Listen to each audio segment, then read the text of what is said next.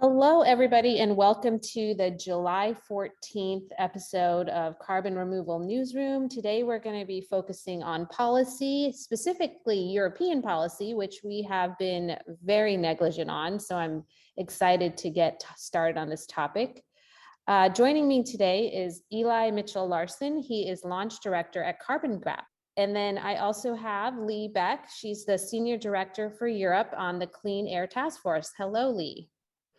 Hi, thank you so much for having me today. And then, as always, this is Radhika Mulgafkar. I am the head of supply and methodology at NORI. So, as I mentioned at the beginning, we are going to today talk about the EU and what's going on. And I think one of the biggest things that the EU is working on is this removal certification mechanism. And so they are working on a certification standard for carbon dioxide removal to complement its existing climate plan. And when it's completed, it will likely represent the largest jurisdiction with a comprehensive policy plan to scale up carbon removal. Lee, I'd like to start with you to just maybe give us a broad overview of the program and what its goals and how the EU is trying to achieve its goals. Yeah, absolutely. Thank you so much for this question. Maybe I can quickly introduce the Clean Air Task Force as well. We're a climate NGO who is working on a variety of clean energy and climate technologies. We were founded 25 years ago in the United States, but have since expanded to the US, to Europe, Africa, the Middle East, and Latin America. And our work is really driven by optionality. That means each country or region will likely require a different technology portfolio of options to decarbonize. And we want to ensure that we're commercializing all options to really ensure that we have all technologies available, preventing path dependency. And for us, of course, carbon dioxide removal is one piece in the puzzle that can help us potentially mitigate for those sectors that have no other alternatives, such as aviation or limited other alternatives, as well as, of course, draw down CO2 from the air that's already in the atmosphere. And why we're really excited about the CDR certification mechanism in Europe is it's a pioneering effort to set a gold standard on how to measure CDR or actual carbon removal. And from our perspective, we're really excited because this is obviously the groundwork, the pioneering groundwork that needs to be done to ensure that we can actually measure and deliver real and permanent carbon dioxide removal. So from our perspective, there's a lot of hype right now. There's a lot of conversations around these technologies, but not all carbon dioxide removal methods, as we'll probably explore in this conversation, are created equal. So we need to make sure that we have strong regulatory framework to build trust in these technologies and methods, and also create a pathway to incentivize them so we can build a deployment policy around them. So I'll stop here. I'm sure Eli has many thoughts about this as well. Yeah, Eli, one, please introduce your organization. Let our audience members know what Carbon Gap does, but also, yeah, let's get into a little bit of the scope of the scheme and kind of the policy issues that the EU governments have to resolve before the rules take effect. I think on this side of the pond, maybe we have a little bit of a feeling that the EU is very bureaucratic, takes a long time to move forward. So curious about how things are moving. Thank you, Radhika. So, and thank you for having me. I'm Eli Mitchell-Larson. I'm the launch director at Carbon Gap, and we are a new NGO. We were launched at COP26, just focused on driving European leadership on carbon removal. So we try to build coalitions and build understanding of the full breadth of carbon removal solutions or methods across all of the different capture methods and storage methods. And we also work to conduct really targeted policy advocacy to try to drive European leadership and European support for carbon removal. And yeah, diving right in. I mean, I think what your listeners on your side of the pond will find really fascinating is that, in the European policymaking apparatus, they really do things right in the sense that they're starting from the baseline. The carbon removal certification mechanism, forgive us if we start to say CRCM and get a bit rapid fire here, it's the foundation on which all other pillars of European climate policy, like, for example, the carbon border adjustment mechanism, the EU ETS, advertising regulation, all of these other elements of European regulation will reference the carbon removal certification mechanism. They will ask the question, hey, do you need to measure how much carbon was removed and stored? See the CRCM. So it's hard to overstate the importance of this. And I think in terms of the scope, you asked about the scope. I mean, we had some issues in the beginning, I think, because we looked at the large consultations that were conducted, and they included things like carbon capture and storage, which of course is usually not a CDR. There's that kind of Venn diagram of overlap, but overall the scope is pretty good. It's basically any method for taking CO2 out of the air or upper ocean and storing that CO2. How do you measure that? And I think there are still some open questions about how do you break down that big universe of carbon removal methods into buckets that are sort of logical for building a certification mechanism, because this is where the rubber meets the road. This is really taking all of the learnings and science and measurement and reporting and verification work that the academic community has done and turning it into something real. So there are some very significant politically relevant issues that Brussels and eventually the member states, when they hopefully adopt this regulation, this directive, will have to resolve. And I'll just name one, because of course we are at this NORI podcast, which is great. But there's many others that Lee can bring up and we can bring up later. But I think the real implication is European land management, and particularly with the kind of, frankly, the need to help basically ensure a living wage for rural livelihoods. That's why the common agricultural policy exists. And so there is an imperative to basically support European agriculture, not least because of the security concerns that we're seeing popping up over the past few months. And so it's critical that that happens. It's also critical that, to the degree that those incentives are being tied to how much carbon is being absorbed and stored in the soils, that's done in a legitimate way. And we have some really exciting ideas that we've been putting to the Commission. And we'll get into it later, but we've actually been really pleased to partner with the Clean Air Task Force and their Brussels team on some convenings that we've been holding in Brussels to really talk to the Commission, try to act as a sounding board, and try to put forward some real constructive proposals to make sure that this is the premier and sort of first of a kind comprehensive carbon removal certification mechanism in the world. Oh, I could go so many different ways with all that great information, but I think my first question for you both, and I'll start with you and move over to you, Eli, or I'll start with you, Lee, and then I'll move over to you, Eli, is do you get any pushback about carbon removal as a policy because of the moral hazard question? I tend to ask a lot of my guests about it, but I'm curious within the EU if you hear we shouldn't be focused on carbon removal at all right now because we really should be 100% focused on emission reduction, which we haven't yet figured out at a policy level. Lee, your thoughts, and then Eli, your thoughts. Yeah, absolutely.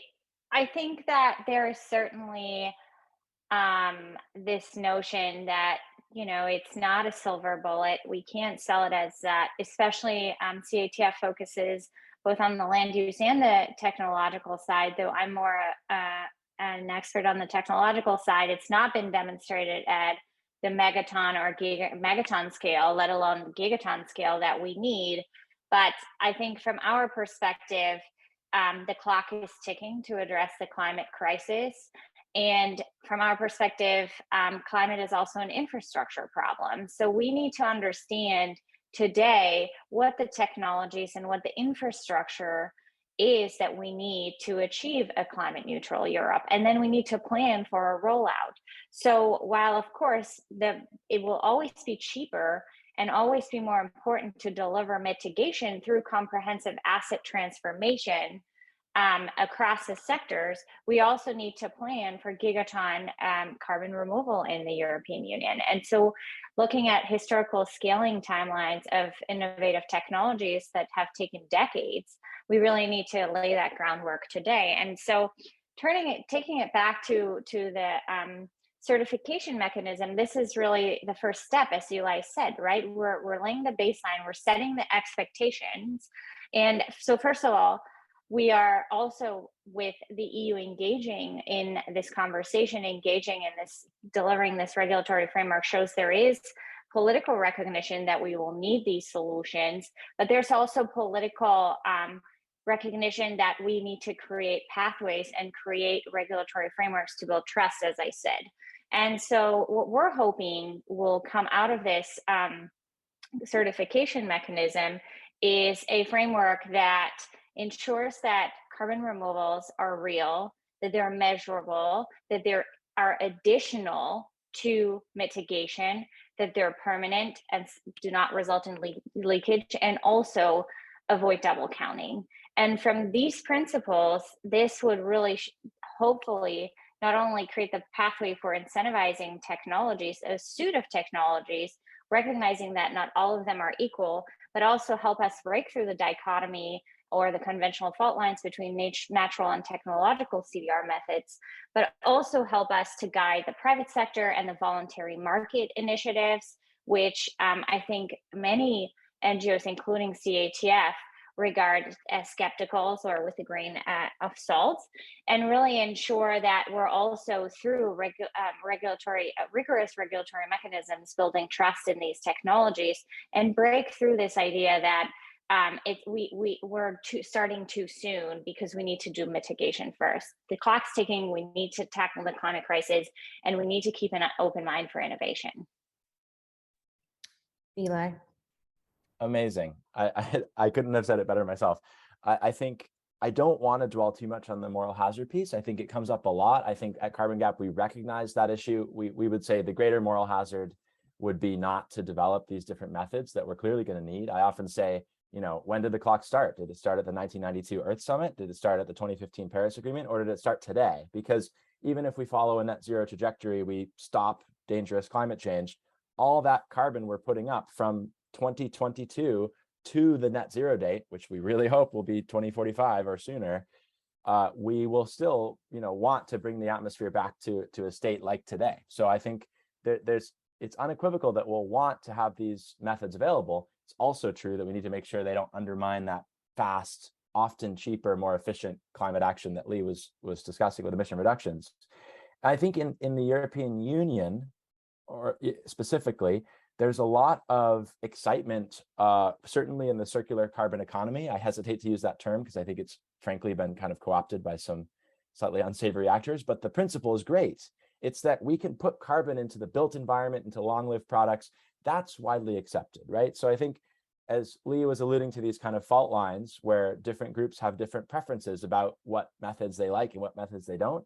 And I think there's some that are really gaining that support. And so the other thing I would add about this kind of panoply of different carbon removal methods, they're also different. And as Lee said, they have strengths and weaknesses. What I think is important to recognize is, just as they have different characteristics around their durability, the longevity of storage, how easy it is to constrain things like indirect carbon leakage, which is so tough in the land sector, they also have different levels of readiness. And I don't just mean that in the sort of technology and readiness level sense about how mature is a different type of direct air capture. I mean it in terms of our level of certainty that a carbon benefit has been delivered. And this is something that I think will kind of let everyone breathe out a sigh of sort of relief, I hope, in just saying, we don't have to fight tooth and nail to make sure that people hear about our favorite method and our favorite solution. And often you see this happen with the DAC folks saying one thing and the reforestation folks saying another. There are some qualities of stored carbon that we can directly measure and observe. And that's what durability means. It's the risk of reversal on an annual basis. And it's a physical quality, just like whether my water bottle is red or green. I can also measure durability of stored carbon, and we can predict that reversal risk. We can measure it in the lab. We can use historical data. And once we're able to make those comparisons, we can actually use legal and financial mechanisms to try to ensure permanence, even for those riskier types of storage. So I think what's so exciting about the CRCM, the Carbon Removal Certification Mechanism, is it creates a platform. If the governance is done right, we'll be able to kind of onboard these different methodologies for different methods as they're ready. So maybe offshore kelp, isn't quite ready for a full-blown certification methodology that can be used inside of the EU ETS, for example. But it will be ready, we hope, and it needs certain things. So what we really pushed for in our consultation response, and what we've been advocating to the Commission, is that we really have this ability to onboard different carbon removal methods, even if they're at different stages of being able to demonstrate that they've delivered a carbon benefit. If they're not, if there's questions about soil carbon measurement, et cetera, well, then let's put the resources in to close those gaps in understanding. And that's exactly what a body like the European Commission, or the entity we hope will be created by the CRCM. It might sit within the same entity that manages the EU ETS. Maybe it'll be a new entity. We're still working through that. But whatever entity it is, that's going to be the entity that can hopefully direct research funds as well to help shore up the ability to develop methodologies for the kind of new carbon removal methods. Because, and I'll end with this, there's a bunch of carbon removal methods we haven't even thought of yet.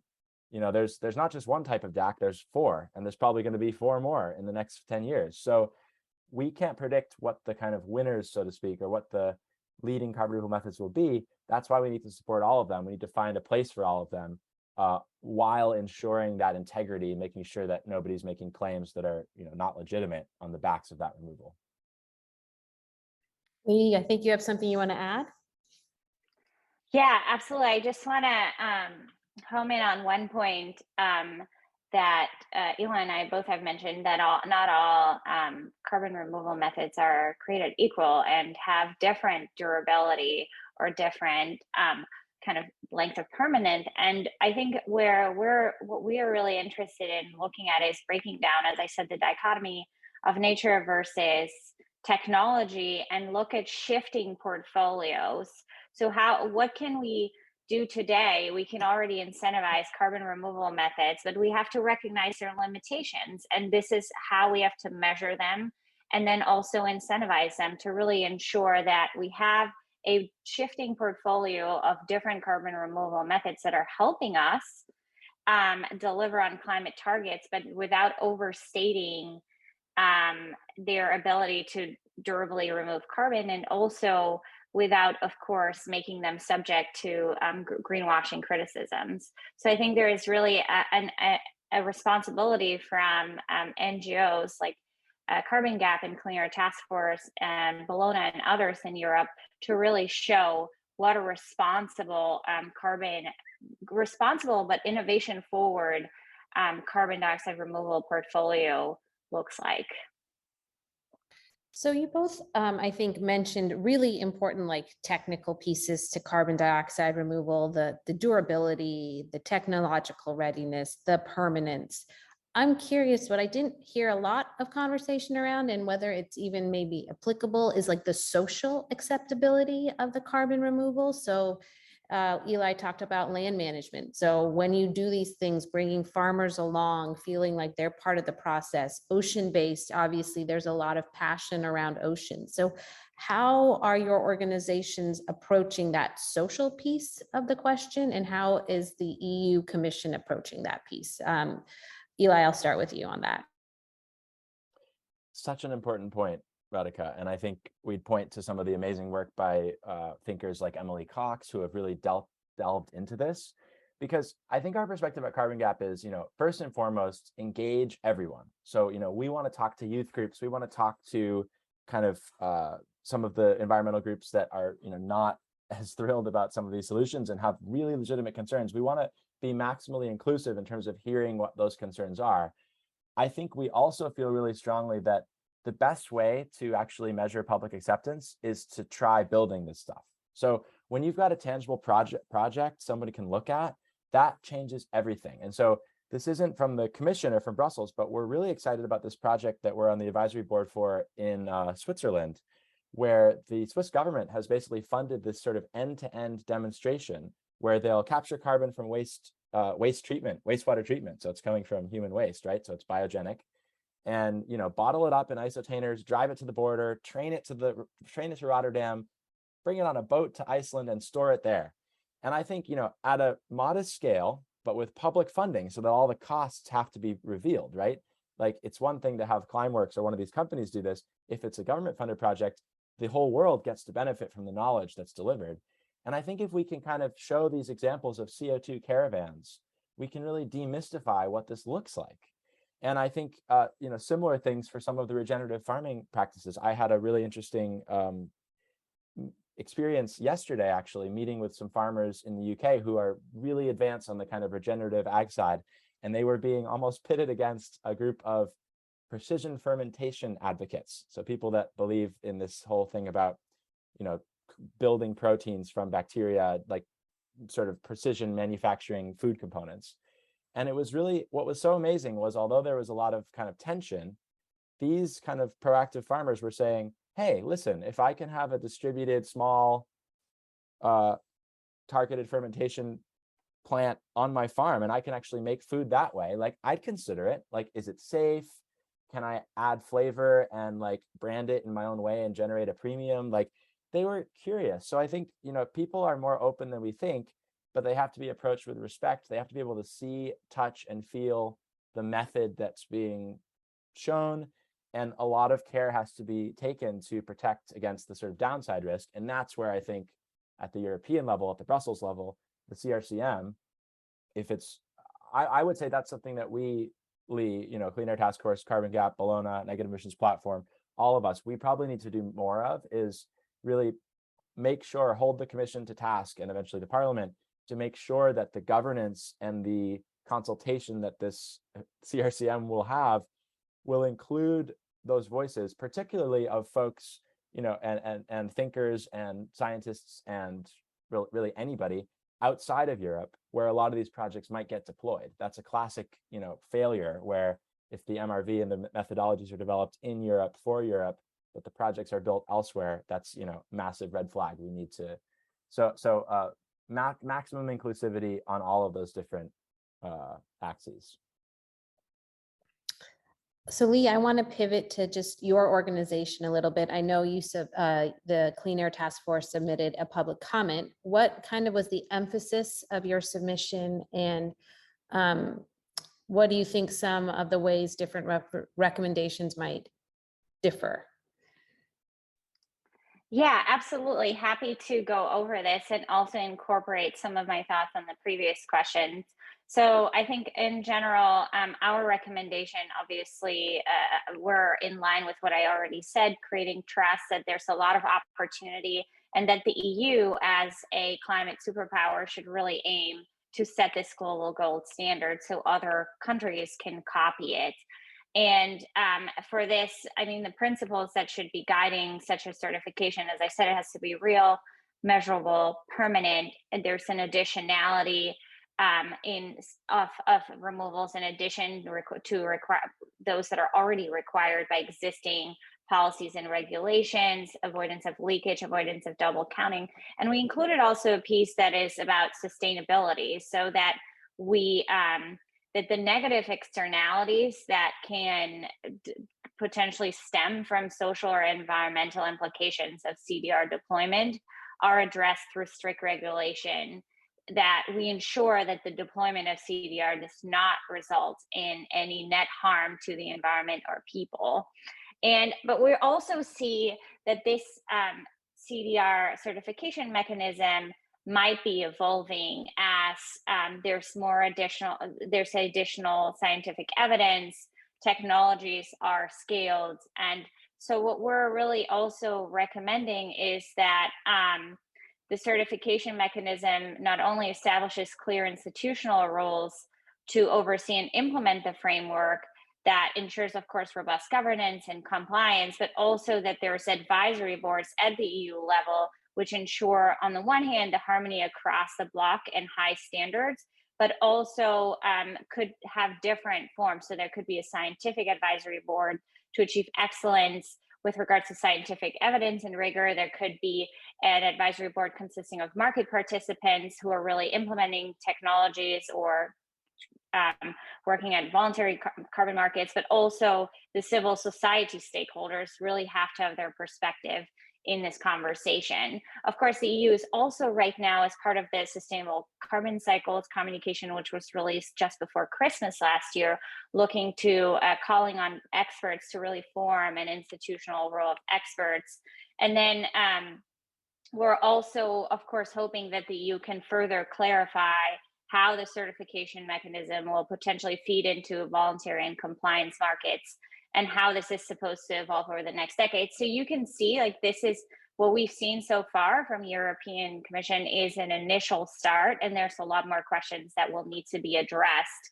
And so we've thought through this, but we're also, I think, at Clean Air Task Force, having worked through multiple iterations of policies in multiple countries, we are seeing that, you know, this is embarking on this climate mitigation and carbon removal journey is something that we've never done before. So we need policy to evolve, to become stricter, to become more rigorous, and to also be able to be flexible to take into account and be changed in case it isn't working. And I think the Europeans are already on a very good path towards, when we're looking how solar was commercialized in Germany with new policy iterations every 2 years. So there's a very promising environment here. But from our perspective, this is we're really looking at this as a pioneering effort, that we need to make sure we have as many experts and perspectives at the table as possible. But really, the outcome must be to deliver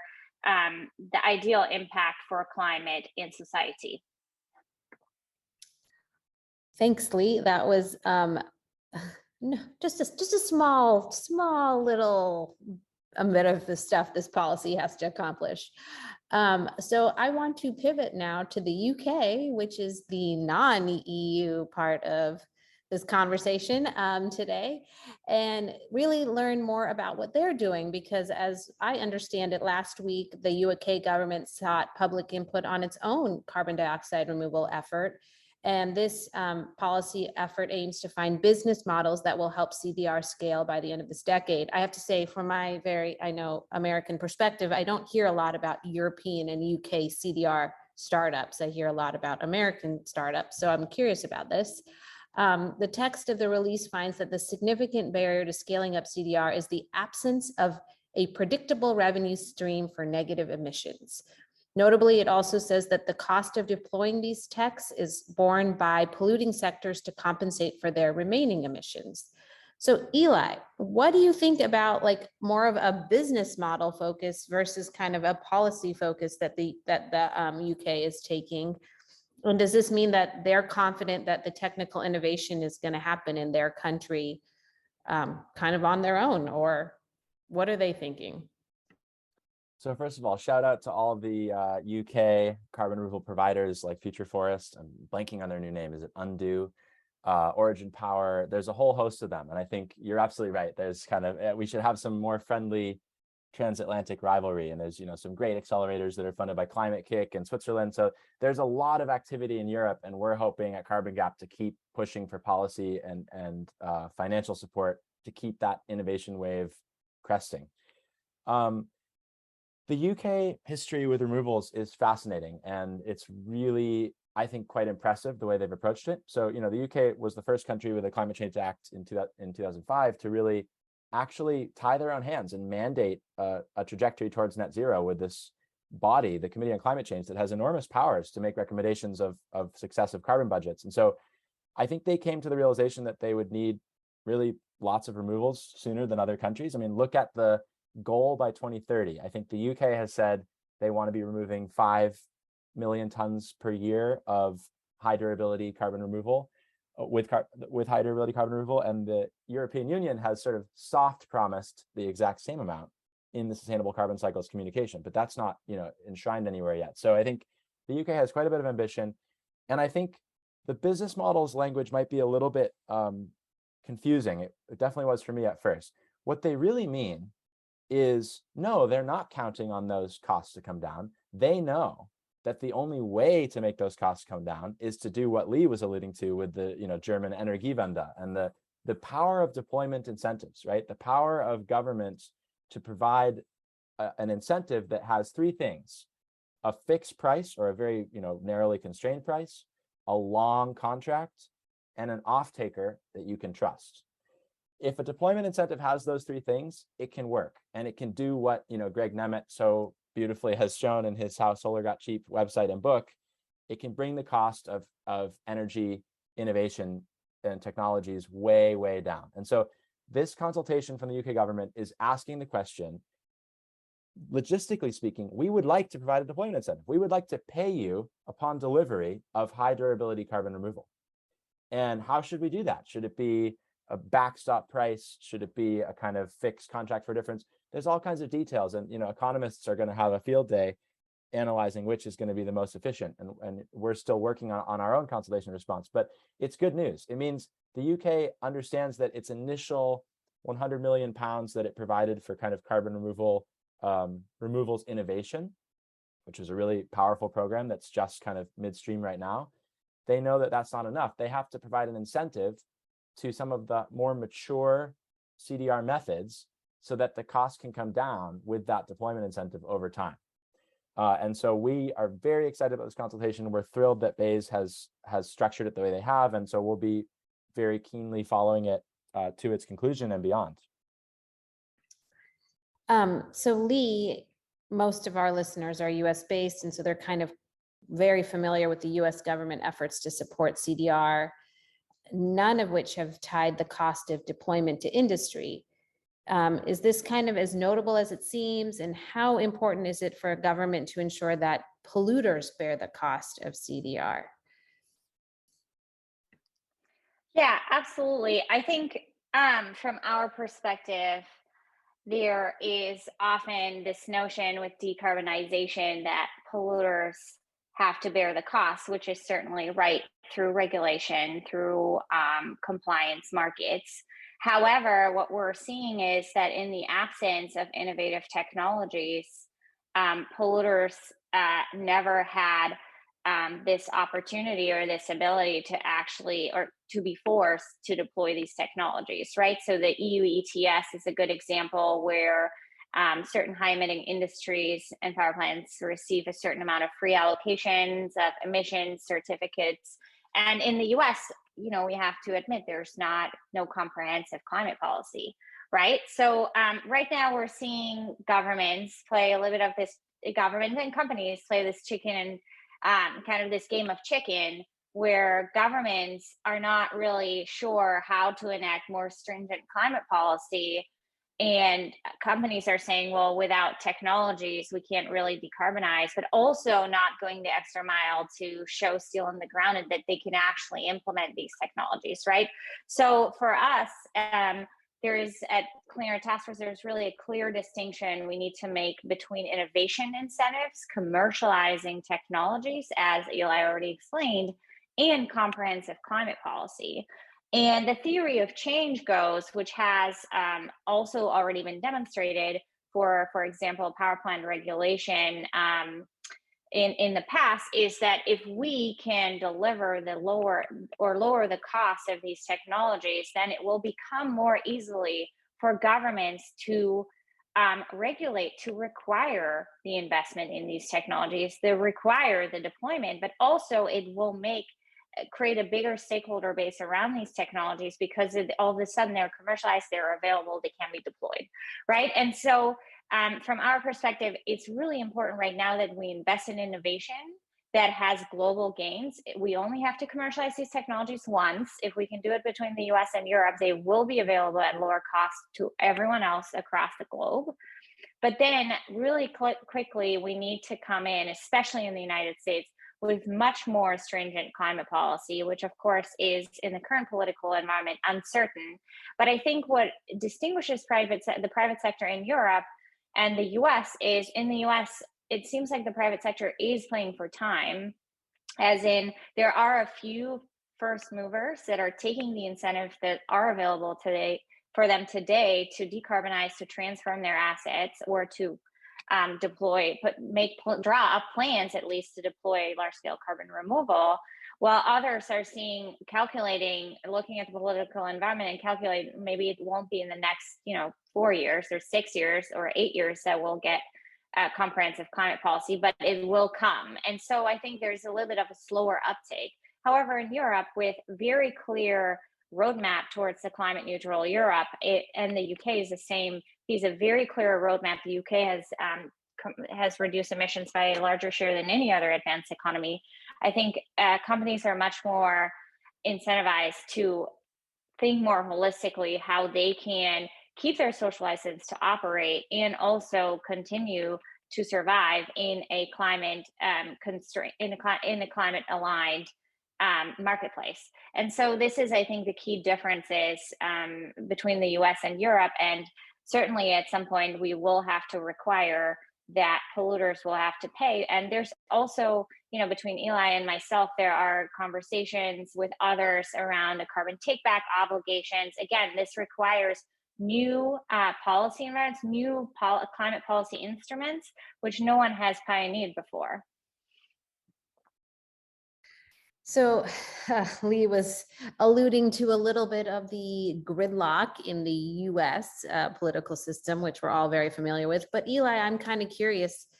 The UK is also in the midst of some transitions, if you will, and their government is definitely going through some changes, along with the broader EU kind of political scene with obviously the war in Ukraine.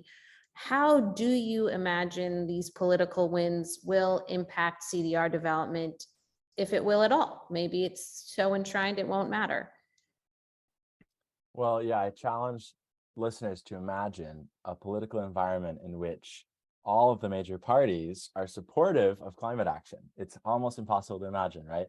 But that is the case in the UK. And I think, that's a bit glib. There's certainly big differences. And I think, what's been so amazing in the UK since the early 2000s, when the Climate Change Act campaign was really kicking off, is this has not been a particularly politicized issue, right, in the UK.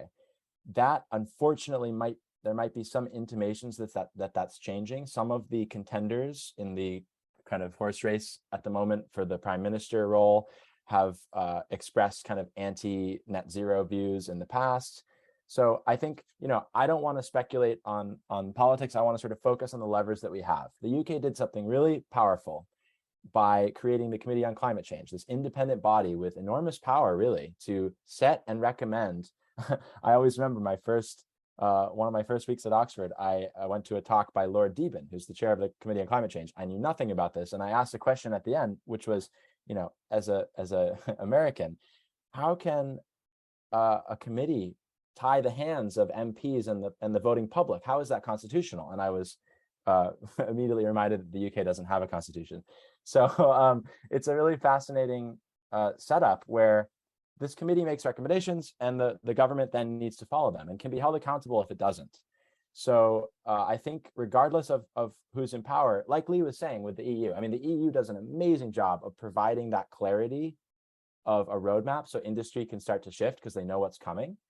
The UK in a similar way. So I think there's some stability across, with the next election coming, if there is a change in the party in power, regardless, some of these, levers are already here. So we want to focus on the existing commitments that have been made, the clear ambition to lead on carbon removal in the UK, and make sure that, that momentum is kept up. And to your point earlier about social acceptability and engagement, a lot of work is still needed in the UK, particularly given that, this was the hotbed of a lot of amazing activity from Extinction Rebellion and Insulate Britain and Fridays for Future, really radical climate action that made a massive difference.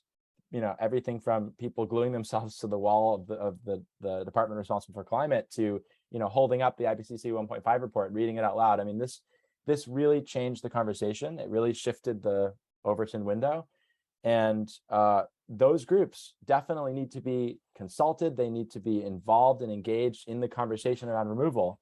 And they haven't been as much to date. And that's, I think, a failing of the other parts of the environmental movement that are pushing for these solutions. So we need to make sure that they're part of the conversation regardless, and especially as the political situation changes. All right, Eli, I'm going to let you take us out because I know that you wanted to talk about a few other of the UK GGR policy developments. So can you very briefly walk us through some of the ones, that you felt like highlighting for our audience? Well, I'll go quick because we actually have an event next week in partnership with the Open Air Collective, just on UK greenhouse gas removal policy. So we'll be doing a little overview then. But the one point I wanted to make was on this business models consultation. So this is about, the government asking the public, how do you want us to dole out these incentives for carbon removal? And I was maybe being, I was being very positive about how they've structured it earlier. I just want to make clear that, we haven't won the key battle yet. And to me, that battle, I'm curious what Lee thinks about this. It's important to us that the policy incentives, the deployment incentives that government puts out, focus on the outcome that's being delivered. So not any specific carbon removal method, but the outcome, which is taking CO2 from the air or upper ocean, storing it in reservoirs where the reversal risk is vanishingly low. So high durability, very, very permanent removals. That's for this consultation. Of course, on the land sector side, there's other policy movements in play that we can touch on. But that's not a done deal yet. So we're really calling for and trying to make sure that the result of this policy is a solution, it's a policy that can incentivize lots of different forms of carbon removal methods that can actually deliver the same thing, which is this high durability removal. There is a particular focus and interest in the UK on leading on bioenergy, which you might think is a bit funny because the UK is the world's #2 timber importer. You can guess why. There's not a lot of biomass here. Most of it vanished long ago. And so, it doesn't really make sense. I think Sweden, with their reverse auction for bio-CCS, that's a really amazing play, right? They've got vast forests, working forests that they can rely on. In the UK, we really hope that we aren't pushing specific solutions because of, existing elements that have already been set in motion. I won't speak specifically to them. So I think if we can make sure that we are defining what the outcome we want to deliver is, giving a fair price for that outcome, and then let the sector compete to come up with all kinds of creative ways for removing and storing carbon that can deliver that same outcome to the atmosphere.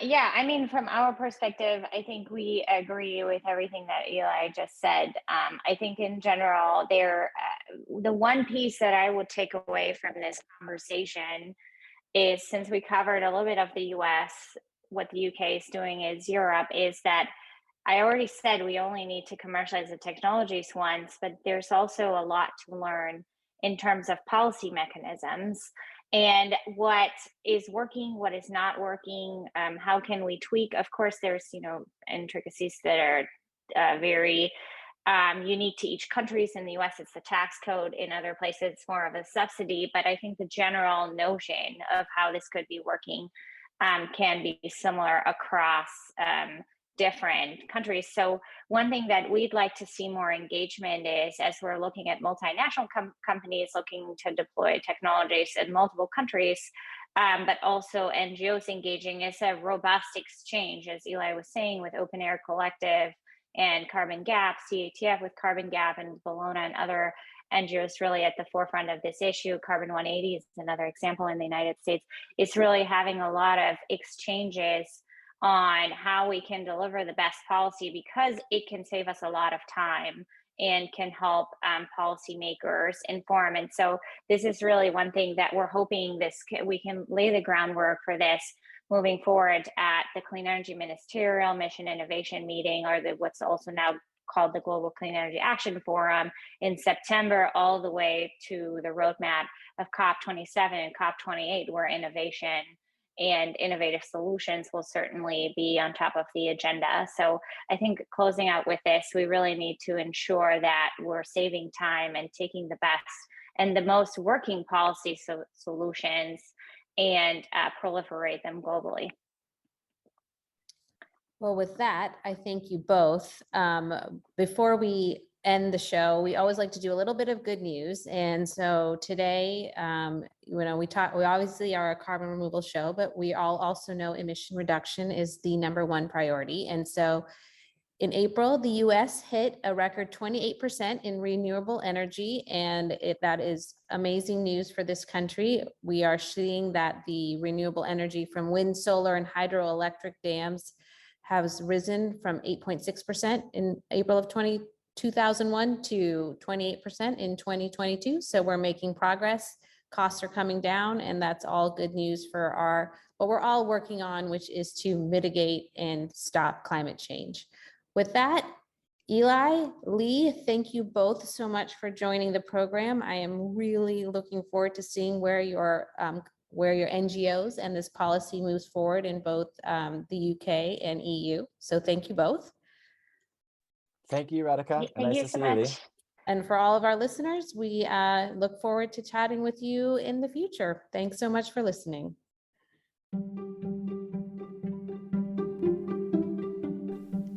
Thanks so much for listening to Carbon Removal Newsroom. If you like the show, the best way you can help us is by giving us a great rating and review in Apple Podcasts, following the show on Spotify, and by sharing the show on social media.